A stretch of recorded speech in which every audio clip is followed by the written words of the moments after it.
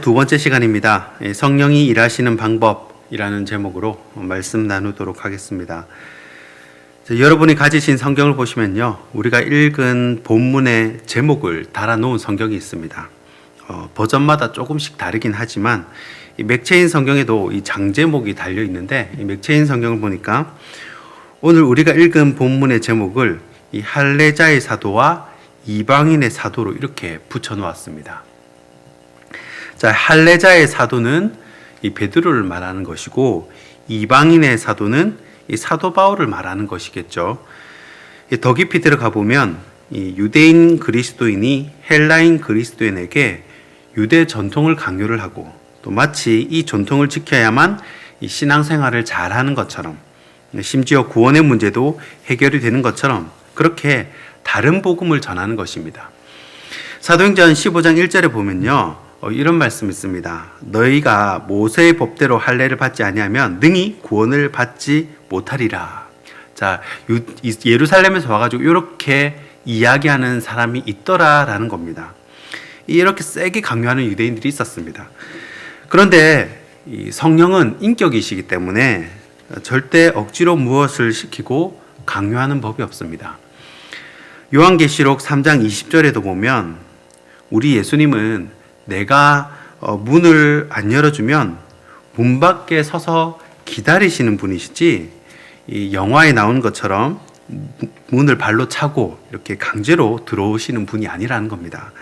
그래서 오늘 말씀을 통해서 이 성령이 일하시는 방법, 성령님의 이 사역 스타일은 어떠한지 살펴보도록 하겠습니다. 성령님이 일하시는 방법, 첫 번째는 억지로 하지 않는다라는 겁니다. 3절 말씀입니다. 그러나 나와 함께 있는 헬라인 디도까지도 억지로 할례를 받게 하지 아니하였으니. 아멘. 자, 갈라디아 교회의 논쟁 중 하나가 모세의 율법을 안 지키면 구원에 이르지 못한다는 다른 복음이 퍼졌다는 것입니다. 대표적으로 할례죠. 이 할례를 안 받으면 지옥 간다는 거예요. 자, 그래서 갈라디아 교회 안에 있는 이방인 그리스도인들에게 할례를 강요를 하는 겁니다. 이미 복음으로 자유케 된 사람에게 다시 율법 아래에 있으라고 하니 사도 바울이 보기에는 뭐가 거꾸로 돼도 한참 거꾸로 된 것이죠. 물론 이방인 중에 본인이 원해서 할례를 받고 싶다 그러면 얼마든지 할례를 받을 수 있습니다. 그런데 디도 같은 경우는 헬라인이거든요. 이 문화가 다르고 살아온 배경이 다른데 이 교회 다니려면 유대인들의 전통을 따라야 한다고 강제적으로 요구를 하면 당연히 반발심이 일어나고 싫을 수 있다는 겁니다. 성령님이 일하시는 방법은 항상 자원하는 심령이지 억지로 하는 것이 아닙니다. 저는 군 복무를 교통경찰로 대체를 했는데 이 의경 중에서도요, 크게 전투경찰과 의무경찰로 나누어집니다. 이 둘의 차이가 있는데, 이 의무경찰은 행정자치부 소속으로 처음부터 의경에 지원해서 들어온 사람들입니다. 반면에 전투경찰은 국방부 소속으로 행자부에서 병력을 요청해서 본인의 의사와 상관없이 배치된 사람들입니다. 그러니까 처음에 신청을 국방부, 육군에 지원을 했는데 어떻게 하다 보니까 자기가 경찰이 되어 있는 거예요. 나는 분명히 육군에 지원했는데 경찰로도 있고 있는 것입니다. 그러니까 본의 아니게 억지로 막 데모 진압에 나가게 되는 겁니다. 울산의 건설 프렌트 노조 이런데 진압 나가고, 그러니까 이 부상자가 의무경찰보다 전투경찰에서 훨씬 더 많이 나옵니다. 하기 싫은 거 억지로 하다 보니까 이 부상자도 많은 거예요. 성령이 하시는 일도 마찬가지입니다. 이 억지로 유대 전통을 지켜라. 우리 교회는 원래 이런 식으로 해왔다. 그러면 억지로 하는 신용은 하겠지만 마음이 상해버리는 겁니다. 마음이 상했는데 무슨 은혜가 되겠습니까? 그렇기 때문에 우리가 교회에서 사역을 할 때 항상 자원하는 마음으로 사역을 할 수 있도록 신경을 쓰고 또 배려하는 모습이 필요하고, 또 그것이 성령이 일하시는 방법이라는 것입니다. 성령이 일하시는 방법 두 번째는 차별이 없다라는 것입니다. 본문 6절 말씀입니다. 유력하다는 이들 중에 본래 어떤 이들이든지 내게 상관이 없으며 하나님은 사람을 외모로 취하지 아니하시나니 저 유력한 이들은 내게 의무를 더하여 준 것이 없고. 아멘. 자, 여기서 유력하다라는 것은 이 룻기에 나오는 보아스를 표현할 때 이 유력하다라는 이 표현을 씁니다. 힘이 있고 경제력 있는 이 지도자를 말합니다. 이 제사장, 서기관 아니면 로마의 정치 지도자 정도 되겠죠. 자, 이런 사람들 앞에서도 사도 바울은 복음을 전하는데 전혀 기가 죽지 않고 당당하게 전도를 했다는 것입니다. 자, 이 사람들이 얼마나 세상적으로 대단한 사람인지는 신경 안 쓴다는 거예요. 왜 그렇습니까? 하나님은 그런 껍데기는 보지 않으시기 때문입니다. 제가 어릴 때 이 딱지치기를 잘한다든지 또 구슬치기를 잘해서 그것을 많이 모으면 그것이 그 동네 아이들에게 영향력이 됩니다. 하나의 힘이 됩니다. 상당한 영향력이고 힘을 발휘하게 됩니다. 아이들도 줄줄 따라오고요. 그 동네에서 몇 년을 군림하게 되는 거죠. 그리고 어른은 한참 뒤에나 되는 줄 알았습니다. 그런데 어른이 금방 되죠. 언제 어른 되나 싶었는데 금방 어른이 됩니다. 그리고 그때 딱지, 구슬 딴 거는 아무 의미가 없게 됩니다. 이 사도 바울이 보기에 세상에 유력한 자들, 감투쓰고 부귀한 자들이 마치 딱지 많이 들고 있는 어린아이들처럼 보였을 수도 있습니다. 그게 중요한 게 아니라라는 것입니다. 복음에는 차별이 없습니다. 부하든 빈하든 예수님을 구주로 영접하면 구원을 얻고 율법에서 자유하게 되는 것입니다. 우리도 주위에 교회에서 보면 있는 사람이든 없는 사람이든 정말 똑같이 대해주시고 인격적으로 대해주시는 그런 우리 권사님, 집사님들을 많이 보게 됩니다. 그런 분들은 만나면 저절로 이렇게 고개가 숙여집니다.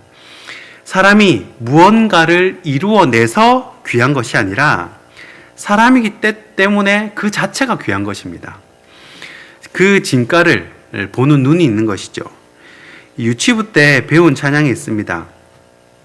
우리는 하나님의 작품, 예수님을 통해서 아름답게 만드신, 그래서 이름을 붙이죠.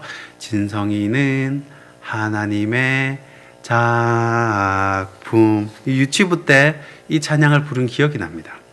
얼마나 위로가 되는 찬양인지 모릅니다. 이 노예나 자유인이나 부환자나 천한자나 모두가 하나님의 작품이라는 거예요. 한 사람 한 사람이 작품이라는 겁니다. 차별이 없습니다. 성령님은 우리 한 사람 한 사람이 하나님이 만드신 작품이기 때문에 차별이 있을 수가 없고 모두가 귀한 것입니다. 우리가 성령이 일하시는 이 방법을 기억하시면서 어떤 사람이든 선대하고 인격적으로 대하는 예수님의 형상을 닮아가는 저와 여러분 되기를 소원합니다. 성령이 일하시는 방법, 마지막 세 번째는 역할을 구분하신다라는 것입니다. 이 9절 말씀입니다. 또 기둥같이 여기는 야고보와 게바와 요한도 내게 주신 은혜를 알므로 나와 바나나에게 친교의 악수를 하였으니 우리는 이방인에게로 그들은 할례자에게로 가게 하려 함이라. 아멘. 자, 교회에서 벌어지는 문제 중 하나가 또 시기심입니다. 서로 집사는 집사를 시기하고 사역자는 사역자를 시기하고 또 애들은 애들끼리 또 시기를 합니다. 그래서 괜히 사사건건 시비를 걸고 또 상대방이 이 사역이 안 되도록 인격적으로 안 좋은 소문을 퍼뜨리기도 합니다. 특히 큰 교회, 이 사역자가 수십 명이 되는 교회를 가면 부끄럽지만 사실 이런 문제가 심심찮게 일어납니다. 그러나 시기할 필요가 없는 게 우리는 각자 역할이 다르고 가는 길이 다 다르다는 거예요. 이 사역하는 내용도 다 다릅니다. 그래서 각자 맡은 자기 사역, 자기 길을 잘 가다 보면 이 오케스트라의 이 관현악단처럼 하모니를 이루는 이런 멋진 공동체가 될 수 있다라는 것입니다. 이 베드로는 유대인 그리스도인들을 상대로 사역을 하면 되는 것이고 사도 바울은 이방인 그리스도인을 상대로 사역을 하면 되는 것입니다. 베드로가 장자교회라고 할 수 있는 예루살렘 교회를 중심으로 이 이스라엘에 있는 유대인들을 대상으로 사역을 한다면 사도 바울은 예루살렘을 떠나서 이 나라 저 나라 가게 되니까 부딪힐 일이 없는 것입니다. 그리고 베드로나 또 예수님의 동생 야고보가 이 사도 바울의 간증을 들어보니까 진짜거든요. 이거는 정말 은혜 받은 사람이거든요. 이 사람은 머리로 알아서 복음을 전하는 것이 아니라 진짜 사도 바울 안에 이 불이 느껴지니까 다들 인정 안 할래야 안 할 수가 없는 겁니다. 그래서 친교의 악수를 하는데 이 친교의 악수는 상대방을 인정한다는 의미가 들어있는 것입니다. 그러니까 성경은 이 역할 분배, 업무 분장도 잘 이루어지게 하신다는 겁니다. 예전에 섬기던 교회 담임 목사님께 배운 것이 있습니다. 하루는 이 새생명 축제 때문에 이 새 가족에게 달아줄 이 화분을 수백 개를 포장을 하고 있었습니다. 토요일에 자원하는 성도들을 모아가지고 이 엄청난 양의 이 작은 화분을 포장하는 일이었습니다. 그런데 거기에 교구 여전도사님도 같이 앉아서 포장을 하고 있는 거예요. 저는 그 전도사님이 성도들과 함께 어울려서 또 거기서 이제 신방도 하고 안부도 묻고 또 같이 일을 하시나 보다 그렇게 생각을 했는데 그 모습을 본 담임 목사님은 생각이 다르신 겁니다. 그 전도사님에게 이 호통을 치시면서 왜 거기 앉아 있냐고 지금 오는 성도들에게 자리를 배치해주고 또 그 성도가 일을 할 수 있도록 이 브레인 역할을 하라는 것입니다. 사역자는 그렇게 세워줬다는 거예요.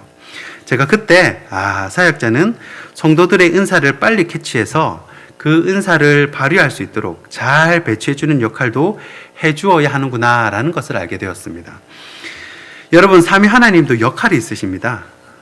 각자의 역할이 있으세요. 성부 하나님은 구속의 역사를 계획하시는 분이시고요.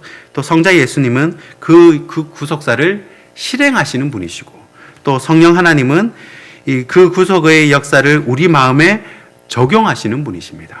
각자의 역할이 있으시다는 거예요. 교회 안에서 각자의 역할을 찾고 또 그 역할에 집중하시고 탁월함을 드러내는 복된 성도들이 되시길 바랍니다. 말씀을 맺겠습니다. 성령이 일하시는 방법 세 가지를 살폈습니다. 첫 번째, 억지로 하지 않으신다는 거예요. 그리고 두 번째, 차별하지 않으십니다. 그리고 세 번째, 역할을 구분하십니다. 이 세 가지 말씀을 기억하시면서 교회 신앙생활 가운데 자유함을 얻으시고 또 진리가 너희를 자유케 한다고 그렇게 말씀을 하셨기 때문에 율법 아래 있지 않고 기쁨으로 이 사역을 감당하시기를 주님의 이름으로 축원하고 축복합니다. 기도하겠습니다.